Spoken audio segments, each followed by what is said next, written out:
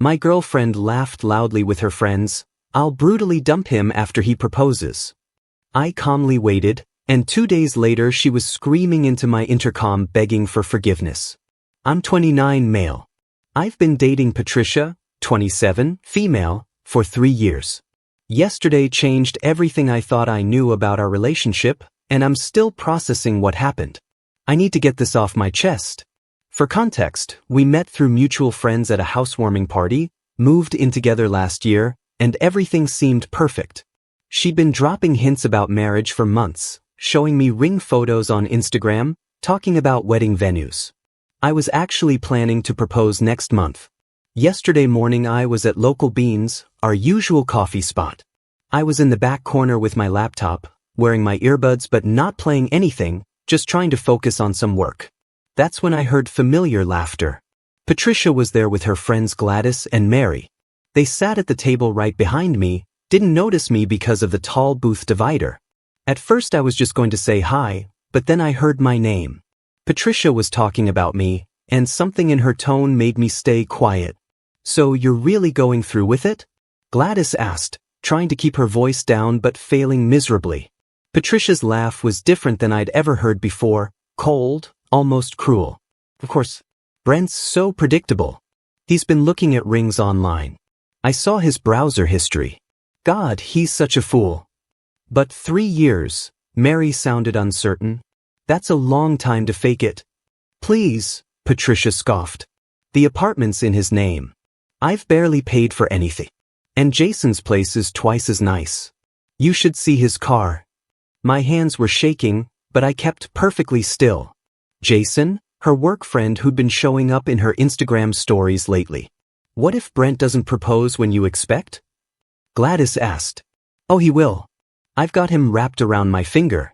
And when he does, Patricia lowered her voice, but I could still hear her clearly, I'm going to let him do it in front of everyone. Get down on one knee, make his little speech, then I'll laugh in his face and tell him what a pathetic loser he is. Jason's already got our Cabo trip booked for the next day. They all giggled and I heard ice cubes clinking in glasses. You're so bad, Mary squealed. What about all his friends? Your shared friends? They'll get over it. Most of them are his friends anyway. And I've got better options with Jason's crowd, better parties, better connections. Brent's nice and all, but he's just basic. Did you know he still uses a Timex watch in 2025? I sat there letting the rage build slowly, controlling my breathing. 3 years. 3 fucking years of my life, and she'd been playing me the whole time. When's D-Day? Gladys asked. He always does big things at Giovanni's, that Italian place he thinks is fancy. More laughter. I give him 2 weeks max. I've been sending him photos of that princess cut ring from Somerset Jewelers all week.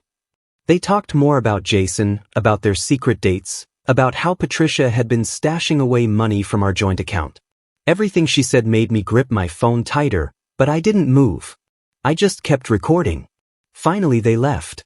I watched through the window as they got into Patricia's car, still laughing. She had no idea I'd heard everything. No idea that I'd recorded her entire confession on my phone. I drove home in a daze, but my mind was already working on what to do next. The apartment lease, our shared accounts, all the evidence I'd need. The rage had turned into something cold and focused. When Patricia came home that evening, I acted completely normal.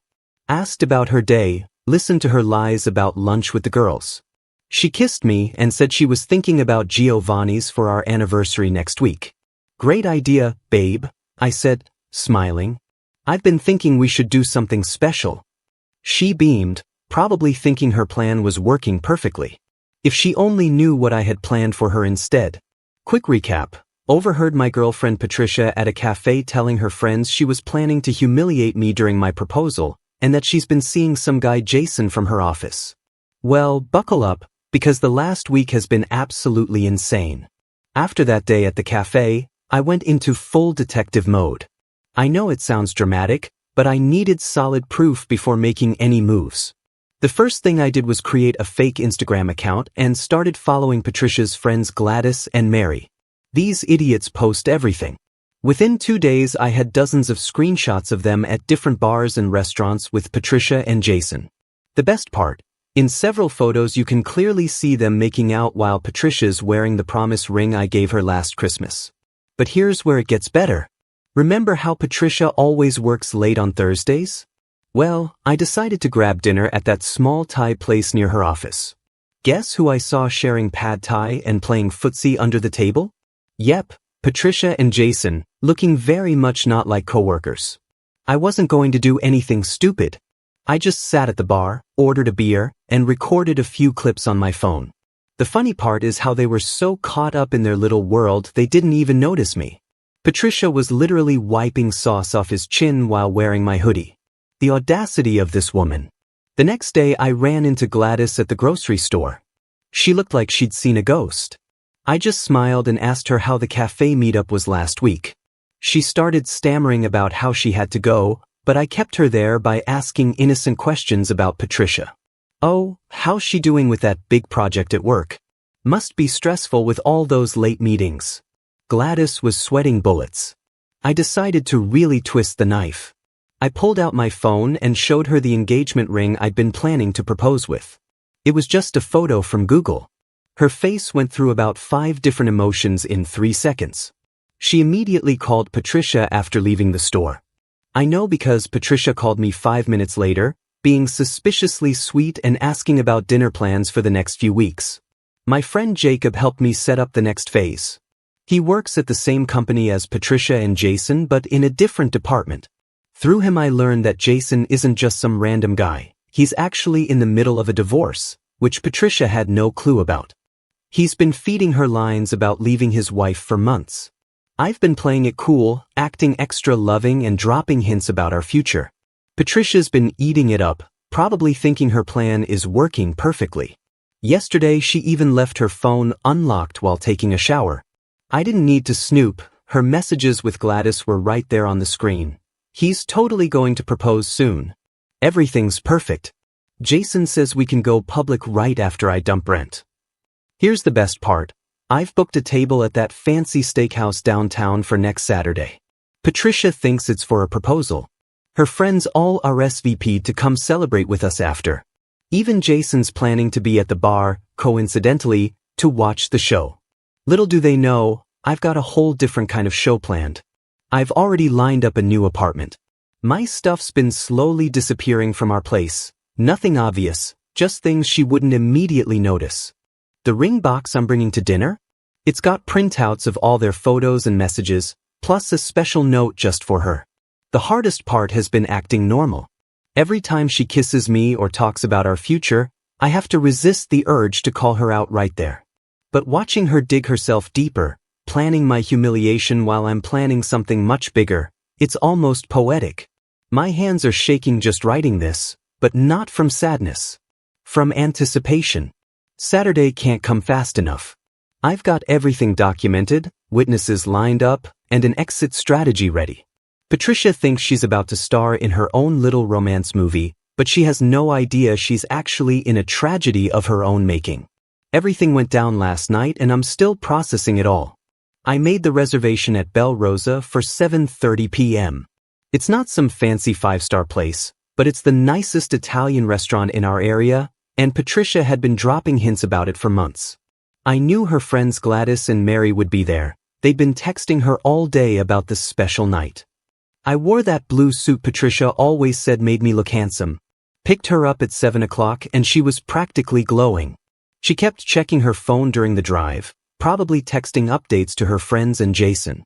I just kept smiling, remembering how she'd laughed about her plan to humiliate me. The restaurant was busy, perfect. Her friends were already there, phones ready to capture the moment. I spotted Jacob sitting at the bar right where we planned. Patricia was getting fidgety by dessert, probably wondering when I'd get down on one knee. That's when I did something she didn't expect. I stood up, but instead of reaching for my pocket, I picked up my wine glass. "I'd like to make a toast," I said, loud enough for nearby tables to hear. Patricia's face lit up. Gladys already had her phone out. "To Patricia," I started, "who's been sharing my life for 3 years." She was beaming. who's been sharing her life with Jason from accounting for the last 8 months. The smile froze on her face.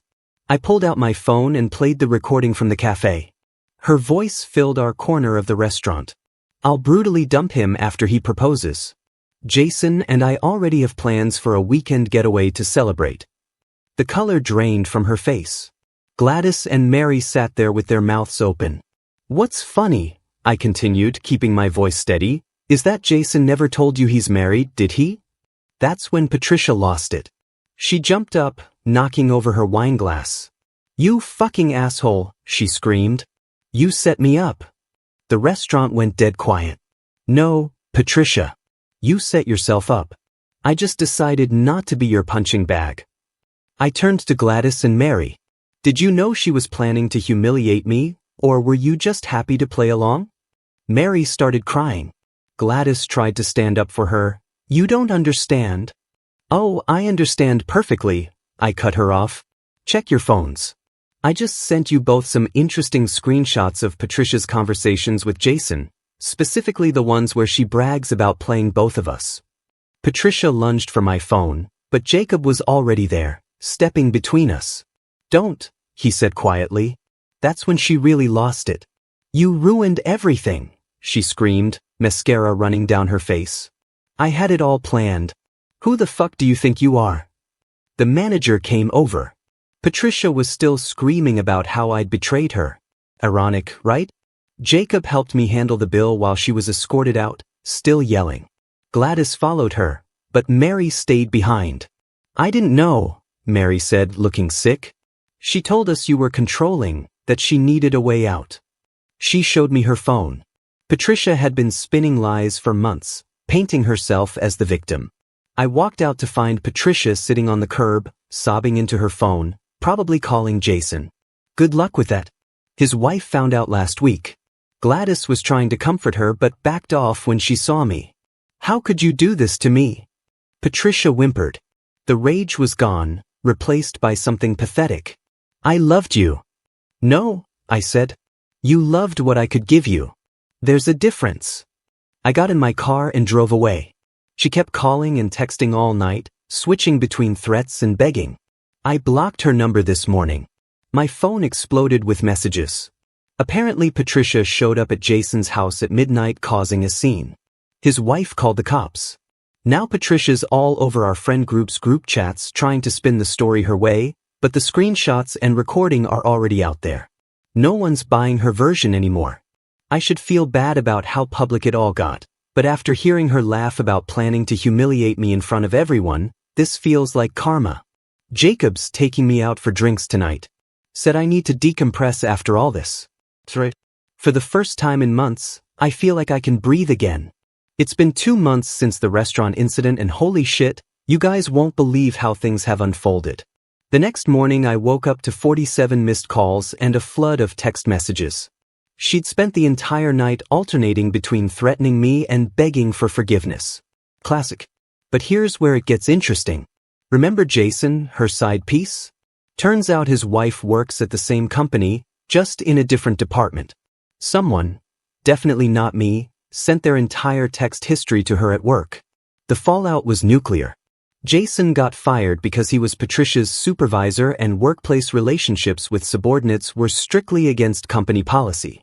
Patricia got axed too, but not before having a complete meltdown in the office. My buddy Jacob told me she literally flipped a desk and started screaming about how I ruined her life. Security had to escort her out while she was yelling that she'd make me pay. Real classy, Patricia. But karma wasn't done with her yet. Those screenshots where she bragged to Gladys and Mary about playing me for a fool and planning to humiliate me, they somehow made their way to our entire friend circle group chat. Her friends turned on her hard. Mary actually came to my place to apologize, saying she had no idea how deep Patricia's manipulation went. Patricia had been spreading lies about me for months, telling everyone I was controlling and borderline abusive. The screenshots proved otherwise. Joke's on her. I'm not even rich. Patricia tried damage control, but it backfired spectacularly. She showed up at our favorite bar trying to tell her side, but Gladys just stood up and said, "You're pathetic and we all see it now." Patricia threw her drink at her, got banned from the bar, and ended up crying in the parking lot while everyone watched. Not her finest moment. She'd been bragging to everyone about moving in with me after the proposal. She'd already given notice at her place. Now she's crashing on her cousin's couch because no one else will take her in. With no job, she can't afford a new place. Last week she showed up at my job site causing a scene, screaming about how I owed her for 3 years of her life. My crew just stood there filming. That video's gotten quite a few views on our local Facebook. But here's the real kicker. I took that ring money and booked a solo trip instead. Posted pics at an amazing beach place. Patricia lost it when she saw them, sent me a long paragraph about how that should have been our vacation money. Oh, and speaking of photos, met someone. Ramona. She's nothing like Patricia. Has her own life, own career, doesn't play games. We've been seeing each other for a few weeks now. She saw Patricia's latest social media rant about me and just laughed, saying, "Sounds like someone needs a hobby besides stalking their ex." Patricia found out about Ramona and went nuclear, started messaging her with warnings about me. Ramona just sent back that parking lot meltdown video and blocked her. God, I love this woman. The cherry on top, Patricia's parents called me last week. They apologized for their daughter's behavior and said they raised her better than this. Her mom was crying. Everyone in their church group has seen the videos by now. So yeah, that's where we're at. Patricia's jobless, friendless, and moving back in with her parents. Her reputation's shot, and she did it all to herself. Meanwhile, I'm doing better than ever. Karma's a bitch, but not as much as Patricia. Till the ex tried to play me, ended up playing herself. Lost her job, friends, and dignity. I found someone better and couldn't be happier.